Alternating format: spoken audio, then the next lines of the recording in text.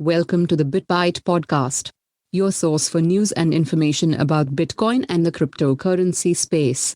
This podcast is meant for educational and entertainment purposes only and is not financial advice.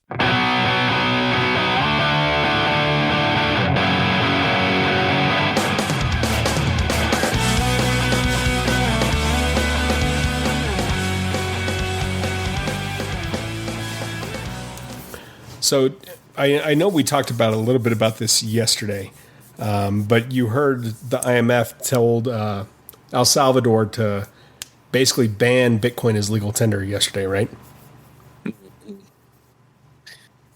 Yep, I do mention. I remember you mentioning that, and then us debating whether or not the president of El Salvador was going to mysteriously die from something. Or Yeah, I'm kind of curious. Like, is he worried at all? let's show him the other angle of the JFK assassination from the grassy knoll, right? Right? Yeah. I don't know. And then Edward Snowden chimed in today, and he was talking about how, well, if the IMF, honestly, like what it comes down to is the IMF, if they were truly not worried about Bitcoin, then they'd probably just let El Salvador do what they're going to do and let them fail, right?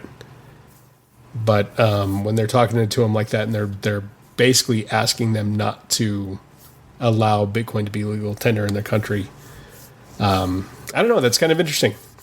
There's a lot geopolitically that's going on right now with a lot of different things, obviously. Yeah.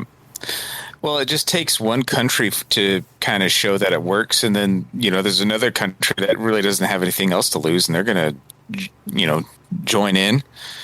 And once they get enough people or countries, nations doing this kind of thing, I mean, it could be game over for the central banking system of the entire world. Yeah, isn't that crazy? Like, I mean, it really could just start off because, I mean, it's going to be like the small little fire. Like, everybody, honestly, I know a lot of people were, a lot of people in the crypto community especially, they were talking about how, well, big deal, it's El Salvador. Who cares? That they're the ones that are going to do this. But and we talked about this, I think, on the last podcast too, if other countries are watching what El Salvador is doing, and it turns out successful for them, even remotely, marginally successful, more successful than what they were before, because of this kind of a thing. I mean, how many more of those little fires are going to spread? Nayib Bukele met with, I don't know if it's Prime Minister of Turkey or what that figurehead is called, but he's got his financial teams looking into it now. I mean, and think about that. If that falls in the Middle East, and that's what it takes, is just those little dominoes falling in those parts of the world, right? Yeah. Then you start to see a lot. Like, I mean, then you could basically get like this consolidation or like a federation, basically, of Bitcoin countries that start to build up where they had, maybe low economic strength in the past, but now all of a sudden they're going to start flexing big time. Without having these big GDP numbers. No, I could totally see that happening. I mean, we don't know what's going to happen, but that is definitely a possibility. Yeah, and that just goes back to the game theory of Bitcoin, right? Yep. Earlier this week, there was a lot of talk, like around Monday, that Russia was actually talking about banning cryptocurrencies. But on a speech that Vladimir Putin had today, he held a video conference and he said that he's got the finance treasury saying that cryptocurrency ban was not needed, and it was arguing it was necessary to allow these technologies to develop. And then Putin himself was saying that Russia would actually have certain competitive advantages if they decided to go ahead and start mining. And currently, Russia is actually the third largest controller of hash rate across the world, really? behind the United States and Kazakhstan, of all places. Well, maybe they'll try to absorb Kazakhstan next after Ukraine. After the Ukrainian thing. Yeah, so I thought that was actually very interesting that, you have the mainstream media was talking about Putin saying that they were going to ban Bitcoin, and now you've got a complete, basically 160 coming from, his mouth itself, saying that, no, we're looking at, if we do decide to do this, we're going to have a huge advantage because of our electricity surplus. Yep. Well, they generally just have a lot of energy, right? Yeah. Yeah. And I mean, really, they could totally cut everybody else off in Europe. And I don't know what that would do. I mean, there are all kinds of crazy things that could play out from that, right? If they just take all their energy reserves and like, okay, well, we're just going to exclusively mine Bitcoin. And I wouldn't say they would do that. They wouldn't have to do that. But I mean, if push came to shove, they could go that route, I guess. Yeah. And I guess the weird thing is if Russia jumped into it, would America just let them? Yeah. Or you think America would answer back and be like, okay, well, we're going to start mining too? Be like a whole new space race. The new Bitcoin race. I don't think they would jump on that because, I think kind of the U.S. dollar being the world reserve currency is kind of an advantage that we have over other countries. And I mean, if Russia wants to kind of overthrow that or put an end to that, I mean, Bitcoin, I think, is, a pretty solid path to take. Yeah. I don't know. I mean, if we sat there on basically we would end up becoming, we've talked about that before, right? Like if there was the Great Reset, right? America wouldn't be the global leader anymore. And no, I really think, there's a changing of the guard happening one way or the other. And we're seeing it all in real time. Yep, we just watched the decay happen right in front of our eyes.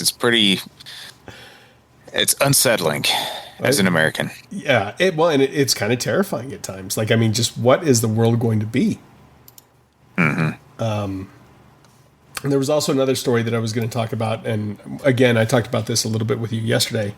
There was this gentleman that, and I can't say gentleman, we don't know who it is exactly, but they went from basically $0 in Bitcoin in November 2021 to over $1 billion now. And that's on Coinbase? Yeah, it's a Coinbase wallet they've been buying up. They've been buying up crazy amounts. At the time of writing, the wallet balance now sits at $1,013,777,643.51. In Bitcoin. That's dollars to Bitcoin. They don't have a billion Bitcoin, obviously. They can't. Yeah. Right? Well, it might have gone down a little bit since yesterday, right? Yeah. Well, and that's been so funny too, because we saw that dip where we went down to, I think it was it Sunday night or Monday? We went down to 32.932. Then we saw it rise back all the way up to about 38.980, I think. Mm-hmm. And now we're back down at 35.768, which, I mean, we could be just doing a retest just to see where the support's at, with that kind of a pump. Either it's a dead cat bounce or we're seeing some sort of a retest to see is the support still there. And now, interestingly, we were starting to see that build up before the Fed basically had their announcement today of nothing. Which we kind of predicted. Yeah, they're so hawkish, Well, their hands are tied. They've basically screwed all their options. They've been just using the drug, the stimulus drug, the cash injections that, I mean, trying to wean us off of it is just going to cause withdrawals and the worst hangover of all time, right? Yeah, no, it totally is. And the thing to always keep in mind is, even though we're seeing this weird price action going on, and I mean, a lot of it is tied to what's the Fed is doing or not doing, lack thereof, right? Because we saw it a lot in the equities markets. The S&P and everything dropped, and again, it seems I want to see that decoupling happen from traditional markets with Bitcoin, but we still haven't seen that yet. Because I mean, they still, especially in the United States, they treat it as a technology stock, right? Yeah. So another thing that I kind of was looking at that I thought was interesting too was they're saying that illiquid supply of Bitcoin, basically not traded Bitcoin, is actually continuing to increase. So currently it's at 14.5 million coins. And if just the hodlers right now increase their positions by 27%, then the supply would be zero. The trade, which would then kick in supply and demand, right? Oh yeah. Well, and I mean, how long does that last before? I mean, because how rare is it going to be for people to be able to have one whole Bitcoin as this continues to grow? Oh, it's almost going to become impossible unless you're just unbelievably wealthy. I mean, once it crosses the 100 grand mark, I don't know. I just don't know a whole lot of people with 100 grand laying around that they can just grab a coin real quick.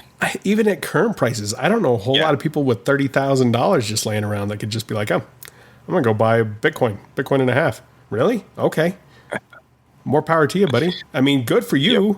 I mean, and there are people that are, but that's few and far between. I think you probably have, I don't know, what would you say is the percentage of Americans living paycheck to paycheck? It's shockingly high. I don't know. I'd say it's somewhere around 60-70%. Yeah, that's kind of was the figure in my head. It was about 60 to 70%.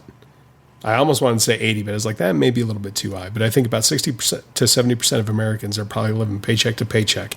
They really have no money in reserves. So even for them to start buying, even if they're buying $10 a week or whatever, that's still accumulating some crypto or at least some Bitcoin. And I think that's a good idea. Not financial advice, but I think it's a good idea. Yeah, I agree. Well, as far as dollars, though, I mean, we keep talking about, what the price of Bitcoin is going to be. We've been talking about inflation. I mean, if the inflation continues or accelerates like some people expect it to in 2022, I mean, there's going to be how many more Americans, what percentage of Americans are going to be living paycheck to paycheck, and then what percentage of Americans are going to be practically starving at that point. Well, and you see it, especially I think in the larger cities, you see the grocery stores, they're empty. I mean, we still have selection where we're at, but I mean, it's kind of skimpy in times. You don't see quite the horn of plenty that there was before, and I mean, if it just continues to get worse and worse, and everything's having to go up in price. Oh yeah, everything. And I feel bad, especially because, I've got employees and, when I look at, they're not my employees, right? I work for a company, but, I look at what their merit increases are going to be for the year. And that kind of depresses me because I know what the interest rate is. And I'm like, man, you guys didn't even match. You know what I'm saying? Like, yeah, they're going to be behind the ball this upcoming year versus last year. Right. Yeah. Well, and last year they were already behind the ball too, because a lot of companies either gave no merit increases or they did some sort of a flat rate across the board. Everybody got kind of like a participation trophy. Yeah, there was a freeze or just something very minimal, right, in 2020. Yeah, it was pretty bad, and to see them kind of do the same thing. I mean, not necessarily the same thing. If everything was kind of as it was, the status quo before all this other stuff was going on. We already knew we had issues with money printing, but it wasn't quite to this extent. Then, I don't know, I guess it just kind of, I weep for him. I'm like, man, and I tried to get him more as much as I could, but then I got batted back down. So much for that. Yep. Yeah. I know, but then, that's the thing. A lot of people are not fortunate enough to even have a job. Yeah. So. Yeah, and then you got people selling their farts for $50,000 a week. So, come on, heart attack! Here I come. Yeah. What is this world that we're in? I don't know. We're not hot or girly enough to do that kind of thing. So that's a whole nother realm. We won't even think about it. Yeah, it's so crazy. This world is so nuts. That's all I can say about that. It's a crazy world. Indeed. We keep on saying that we were going to talk about the metaverse, and we haven't done it yet. But there's been so much other weird stuff going on. Yeah. Well, I mean, we have quite a while to get into the metaverse, right? I mean, it's the future if it's going to happen, right? Yeah. I mean, that's kind of how things are going. I mean, like that's the direction I see things going long term, and the kind of the, what do you call it? The transhumanist movement, right? I mean, it's kind of like the end. I mean, I don't know if it's quite the end goal, but it's definitely like once you get there, you're pretty damn close, right? Yeah, no, you are. I mean, at that point, then, And that's, and when you just said that, I started thinking my tinfoil hat came on, right? And I'm like, they really when you look at, and by no means am I saying for sure, yeah, this is what it is, but when you look at the New World Order and the agendas that we looked up, that we kind of studied through basically high school and then through college, stuff like that, right?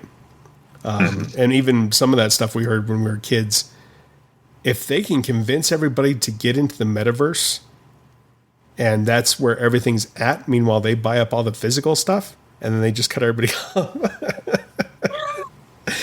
Everybody'd be crying. A game over, man. Yeah. Game over. You can't have it in the real world, but you can have it all in the metaverse. Yep. I don't know. That would maybe that is what Zuckerberg is doing. Maybe he's the Antichrist, right? All hail the Antichrist. I'm Mark Zuckerberg. Yeah, I don't know, man. We've got to continue on with some more other stuff too. It's just, it's been such a weird time, and I was waiting to see what the IMF was, or not the IMF, but the Fed was going to do. And considering they did nothing, I'm kind of actually shocked that Bitcoin prices kind of took a tumble today. And so I don't know if that's a retest today or if we're actually going to go down further again. But I think we're kind of float into this range for a while, at least through the end of the month. Yeah, I don't see, and even at the end of the month, with the way that we kind of had this structure that was developing and then it broke, it's going to take a while for us to recover back to all-time highs. And by a while, I mean at least 3 to 4 months. If we get back to all-time highs this year, or even before summer. Yeah, I have no idea about the all-time highs, but I think we're probably going to be in this lull at least for another week or so. And we'll see where we go from there. Yeah. Yeah. Well, and the other thing that typically, this has been far from a typical cycle within Bitcoin, but typically you will get your sell-off too before tax season. So, right around March going into April, you'll see a lot of coins kind of drop off, but that's because they're buying or they're selling to be able to pay taxes or whatever they need to do. So I don't know. It's interesting times for sure, but I'm just going to continue to, I want to buy this cheap, so I'll just continue to kind of ladder in and buy some more. Absolutely. And then I'll lose it all because I'm a horrible fisherman. We need to get you a different boat. Yeah. One that doesn't stink every time. Yeah, I know. I just got to cut and quit. But it's that Flex Seal. I keep on putting it on the exterior and it doesn't hold. It holds for a little bit. That infomercial guy was full of it. But thank you guys for listening. If you guys are listening, please just drop us a line. Either follow us on Twitter or you can email us at contact@thebitbytepodcast.com. Twitter is at thebitbytepod1. And then you can give them yours if you want to. I don't have one yet. I'm going to make a BitByte pod. I think BitByte Pod 2 would be mine. Okay. Yeah. And then you can always interact with us on there if I could speak. And then, of course, we have the Discord. So that's Absolutely. All I've got. All righty. We'll take it easy. Bye, y'all.